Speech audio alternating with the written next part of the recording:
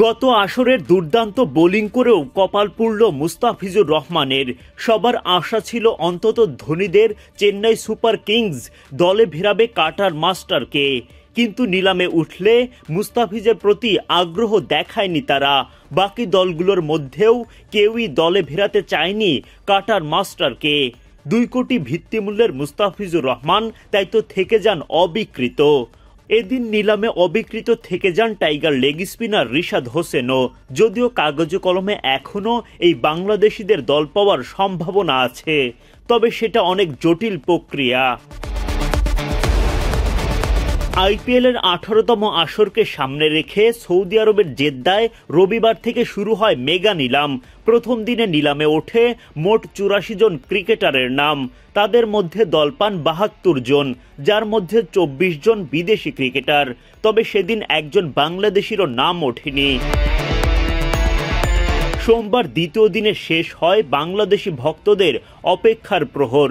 প্রথম টাইগার খেলোয়াড় হিসেবে নিলামে ওঠে মুস্তাফিজুর রহমানের নাম।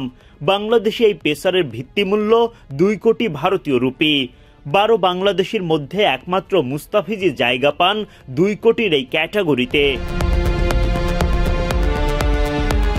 দ্য ফিজের আইপিএল নিলাম নিয়ে কৌতূহল ছিল সবার মাঝে।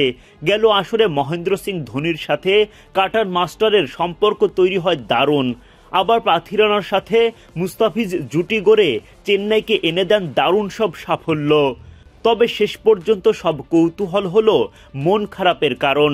নিলামে তার পুরনো দল চেন্নাই সুপার কিংসের পক্ষ থেকে কোনো সাড়া মেলেনি, বাকিরাও আগ্রহ দেখাননি। অথচ আইপিএলের গত আসরে চেন্নাই সুপার কিংসের হয়ে চোখ ধাঁধানো বোলিং করেছিলেন মুস্তাফিজুর রহমান। 9 ম্যাচে শিকার করেন 14টা উইকেট। প্রায় প্রতি 14 বলে একটা করে উইকেট তোলেন।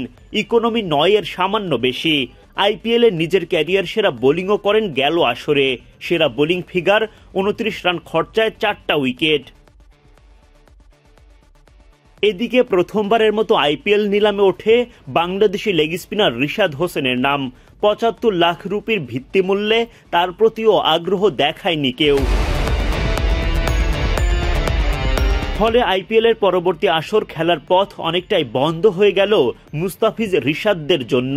পরবর্তীতে কোনো দল যদি আগ্রহ দেখায় তাহলে কপাল খুলতে পারে, তবে সেই সম্ভাবনা একেবারেই কম। Adnan Ahmed, BD crick time.